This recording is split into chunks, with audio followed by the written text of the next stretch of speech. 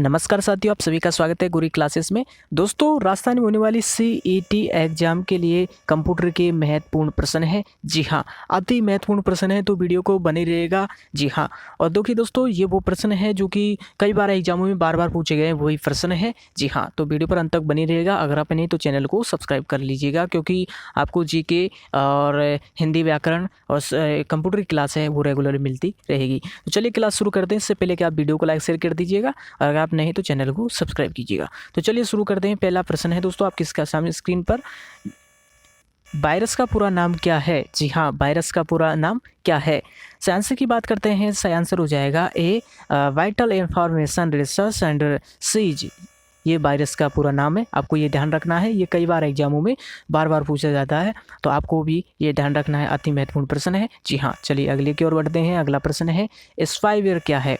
जी हाँ, स्पाईवेयर क्या है? यह एक ऐसा सॉफ्टवेयर है जो कंप्यूटर में स्वतः रूप से डाला है जाता है और यह कंप्यूटर को पूरी तरह कब्जे में ले लेता है। या फिर ऐसा सॉफ्टवेयर है जो कंप्यूटर में ऑटोमेटिक म्यूजिक चलाता है। कंप्यूटर का सॉफ्टवेयर है जो कंप्यूटर पर कभी काम नहीं करता, या उपयुक्त में से उपयुक्त सभी। जी हाँ, स्पाईवेयर क्या है? से आंसर की बात करते हैं दोस्तों, से आंसर हो जाएगा ए, एक ऐसा सॉफ्टवेयर है जो कंप्यूटर में स्वतः ही रूप से डाला जाता है और कंप्यूटर को पूरी तरह कब्जे में ले लेता है। स्पाईवेयर ये है। जी हाँ, बिल्कुल आपका राइट आंसर होगा ए। चलिए नेक्स्ट प्रश्न की ओर बढ़ते हैं। अगला प्रश्न है, कृत्रिम बुद्धि का सहजनक किसे कहा जाता है? कृत्रिम बुद्धि का सहजनक किसे कहा जाता है? चार्ल्स बेबेज को, या एलन ट्यूरिंग को, या मार्को को, या जॉन मार्क को? जी हाँ, कृत्रिम बुद्धि का सहजनक किसे कहा जाता है? सही आंसर की बात करते हैं। सही आंसर हो जाएगा आपका बिल्कुल एलन ट्यूरिंग। भी आपका बिल्कुल राइट आंसर होगा। अगर आप कर रहे हैं तो बिल्कुल आपका राइट है। तो चलिए अगले प्रश्न की ओर बढ़ते हैं। अगला, सैद्धांतिक कंप्यूटर का विज्ञान का जनक कहलाता है। सैद्धांतिक कंप्यूटर विज्ञान का जनक कहलाता है कि कौन कहलाता है? Alan Mathison Turing, John Mauchly, JP Eckert, इनमें से कोई नहीं। जी हाँ, सैद्धांतिक कंप्यूटर विज्ञान का जनक कौन कहलाता है? सही आंसर की बात करते हैं। सही आंसर हो जाएगा एलन मैथेसन ट्यूरिंग। जी हाँ, बिल्कुल आपका ए राइट होगा। चलिए नेक्स्ट की ओर बढ़ते हैं। अगला प्रश्न है, चार्ल्स बेबेज के संबंध में असत्य कथन है। चार्ल्स बेबेज के संबंध में असत्य कथन कौन सा है?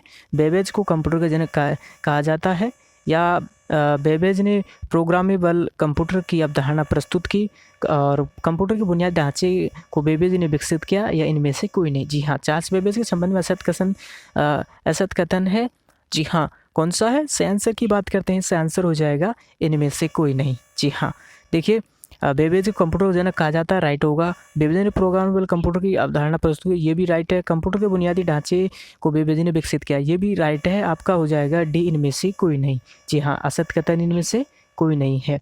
जी हाँ, चलिए नेक्स्ट क्वेश्चन की ओर बढ़ते हैं। देखते हैं आप कितना सही करते हैं। कमेंट करके आप बताइएगा कि आप इसमें से कितने सही आंसर दे रहे हैं और क्लास कैसी लग रही है। आप दोस्तों कुछ तो फीडबैक दीजिएगा, जिससे मैं आपके लिए अच्छे बेहतर कंटेंट देता रहूं, आपको एक अच्छी स्टडी करा सकूं। तो आप अपनी राय ज़रूर कमेंट में दीजिएगा, क्योंकि मैं देख रहा हूँ विद्यार्थी वीडियो देख रहे हैं लेकिन रिस्पॉन्स नहीं दे रहे हैं। तो ऐसा मत कीजिए, प्लीज़ आप भी बताइएगा, जिससे मैं आपके लिए अच्छा कार्य कर सकूँ और जी हाँ, आपके लिए आपको एक बेहतर एजुकेशन दे सकूँ। चलिए अगला प्रश्न है, वर्तमान में किस जनरेशन की कंप्यूटर का प्रयोग हो रहा है? वर्तमान में किस जनरेशन का कंप्यूटर प्रयोग हो रहा है? दूसरा, तीसरा, चौथा या पाँचवा? जी हाँ, वर्तमान में किस जनरेशन का कंप्यूटर प्रयोग हो रहे हैं? सही आंसर की बात करें, सही आंसर हो जाएगा डी, 5वें जनरेशन के कंप्यूटर है वो प्रयोग हो रहे हैं। जी हाँ, चलिए बिल्कुल बहुत अच्छा। अगर आप ये कर रहे हैं डी, आपका बिल्कुल राइट होगा। चलिए अगला है, भारत का प्रथम AI कंप्यूटर कहाँ लगाया गया? जी हाँ, काफ़ी महत्वपूर्ण प्रश्न है, इंपॉर्टेंट प्रश्न है। ये CET में पूछा जा सकता है, कई बार एग्जामों में ये पूछा गया है। भारत का प्रथम AI कंप्यूटर कहाँ लगाया, यानी कि आर्टिफिशियल इंटेलिजेंस कहाँ पर लगाया गया? जोधपुर, जयपुर, दिल्ली, पुणे, कहाँ पर लगाया गया? सही आंसर की बात करते हैं। सही आंसर हो जाएगा ए, जोधपुर में लगाया गया।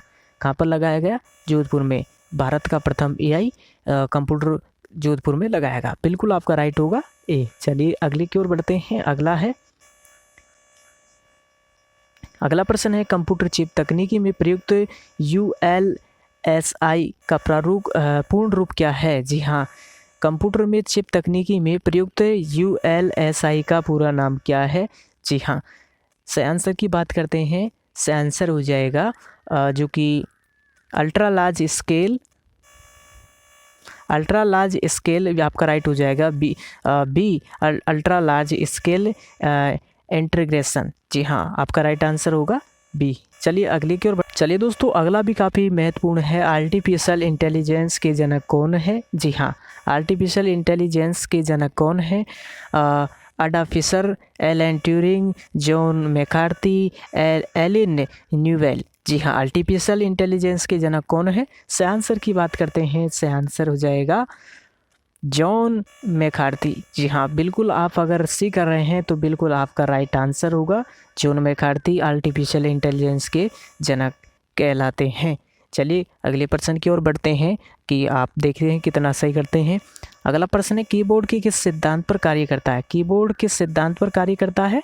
जी हाँ, GUI या CUI या MUI या उपयुक्त सभी। जी हाँ, कीबोर्ड किस सिद्धांत पर कार्य करता है?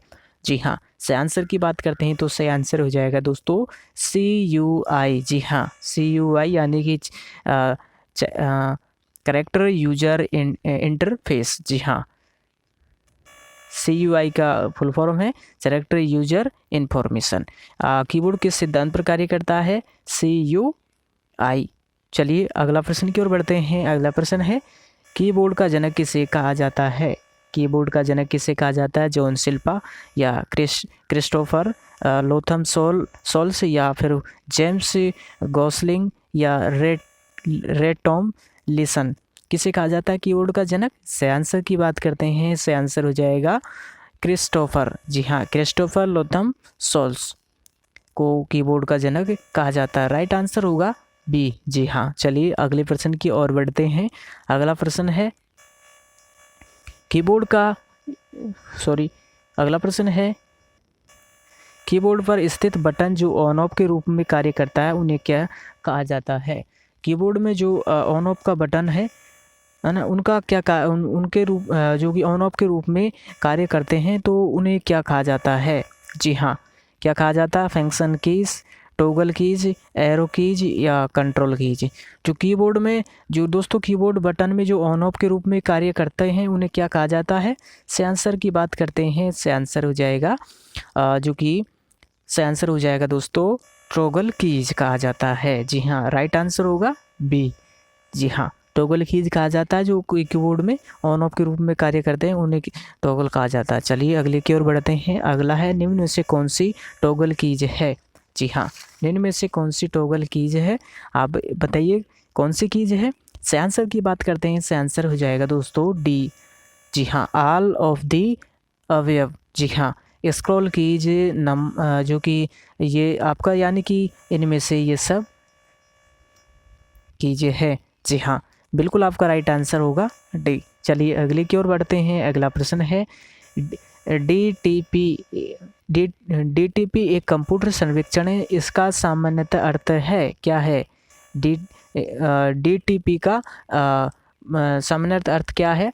जी हाँ, डेस्कटॉप पब्लिशिंग या डेस्कटॉप प्रोग्रामिंग या digital typing programming document of publishing.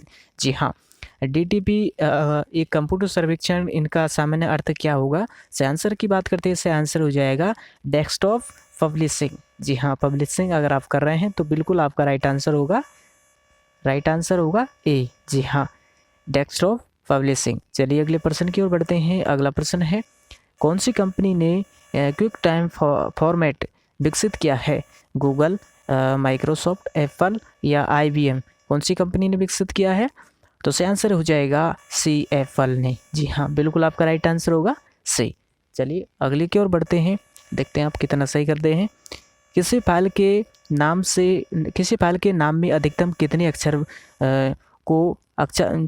किसी फाइल के नाम में अधिकतम कितने अक्षर को कहते हैं? दोस्तों प्रश्न ये कह रहा है किसी फाइल के नाम में अधिकतम कितने अक्षर होते हैं? कितने अक्षर, ये यहाँ पर मिस प्रिंटिंग आप समझिएगा, कितने होते हैं? जी हाँ, कितने होते हैं? 226, 255, 126, 512। किसी फाइल के नाम में अधिकतम कितने अक्षर होते हैं? से आंसर हो जाएगा 255 बी। जी हाँ, अगर आप बी कर रहे हैं तो बिल्कुल आपका राइट आंसर होगा 255। जी हाँ, अगला प्रश्न है, FAT का पूरा नाम क्या है? FAT का पूरा नाम क्या है? जी हाँ, बताइएगा। अगर सही आंसर की बात करते हैं, सही आंसर हो जाएगा दोस्तों, सही आंसर हो जाएगा दोस्तों ए फाइल एलोकेशन टेबल। बिल्कुल FAT का पूरा नाम है, आपको ये ध्यान रखना है। चलिए अगले प्रश्न की ओर बढ़ते हैं। अगला प्रश्न है, जब कोई कंप्यूटर बंद होता है तब रैम में क्या होता है? जी हाँ, रैम में क्या होता है? जब कोई कंप्यूटर बंद होता है तो रैम में क्या होता है, बताइएगा। जी हाँ, सही आंसर की बात करते हैं, सही आंसर हो जाएगा सी। जी हाँ, कुछ नहीं होता। जी हाँ, कुछ नहीं होता, बिल्कुल आपको कन्फ्यूजन नहीं होना है। चलिए अगला प्रश्न है, उड़ने वाली मेमोरी है, यानी कि उड़ने वाली कौन सी मेमोरी है? रोम है, रैम है, हार्ड डिस्क है या CD है? जी हाँ, उड़ने वाली कौन सी मेमोरी है? जी हाँ, सही आंसर हो जाएगा दोस्तों, सही आंसर हो जाएगा B, रैम है। दोस्तों जब ये कंप्यूटर बंद होता है तो जो डेटा होता है वो ये डिलीट हो जाता है, तो परिवर्तनशील मेमोरी होती है, इसे उड़ने वाली मेमोरी कहा जाता है। सही आंसर हो जाएगा अपना B, रैम होता है, आपको ये ध्यान रखना है। चलिए अगले प्रश्न की ओर बढ़ते हैं, काफ़ी महत्वपूर्ण है। MS वर्ड में बाय डिफ़ॉल्ट प्रयुक्त फ़ॉन्ट स्टाइल होते हैं, कौन से होते हैं? वर्ल्ड होते हैं, इंटैलिक होते हैं, रेगुलर होते हैं और या नॉन ऑफ दिस होते हैं। कौन से होते हैं MS वर्ड में बाय डिफ़ॉल्ट प्रयुक्त फ़ॉन्ट स्टाइल, कौन से होते हैं? सही आंसर की बात करते हैं, सही आंसर हो जाएगा दोस्तों, इसका सही आंसर हो जाएगा जो कि V, ये यहाँ पर B, हाँ रेगुलर हो जाएगा B, बिल्कुल आपका करेक्ट आंसर होगा, रेगुलर होगा। जी हाँ दोस्तों, ये है, ये से मानिएगा, ये प्रिंटिंग में ऐसा हो रहा है, लेकिन कौन सा होगा? रेगुलर होगा, राइट आंसर रेगुलर होगा। तो दोस्तों क्लास कैसी लगी, और वीडियो को लाइक शेयर कीजिएगा, और आपके मन में इससे संबंधित कोई सवाल है पूछिएगा, और आप अपनी फीडबैक ज़रूर दीजिएगा। क्लास आपको अच्छी लगी या बुरी लगी, आपके जो भी सवाल है वो लिखिए, और क्लास के बारे में दोस्तों अच्छी लगी या बुरी लगी वो ज़रूर बता कीजिए। अगर बुरी लगी है तो वो भी आप बताइएगा, जिससे मैं जो भी कमी होगी वो सुधारूँगा और आपके लिए एक बेहतर यानी कि अच्छी तैयारी आपके लिए कर पाऊँगा। जी हाँ, मेरा उद्देश्य यही है, आप तक अच्छी जानकारी पहुँचे और आपकी एक अच्छी स्टडी हो, आप अच्छे रास्ते पर चले, और आप जो कि अपनी कामयाबी में कामयाबी हासिल करें। ये मेरा ही उद्देश्य है। तो आप प्लीज़ वीडियो को कमेंट करके बताइएगा आपकी क्लास कैसी लगी। जी हाँ, आपको रेगुलर क्लास मिलती रहेगी, इसलिए चैनल को सब्सक्राइब भी कीजिएगा, और कोई सवाल है पूछिएगा, और मिलते फिर अगली क्लास में। नमस्कार।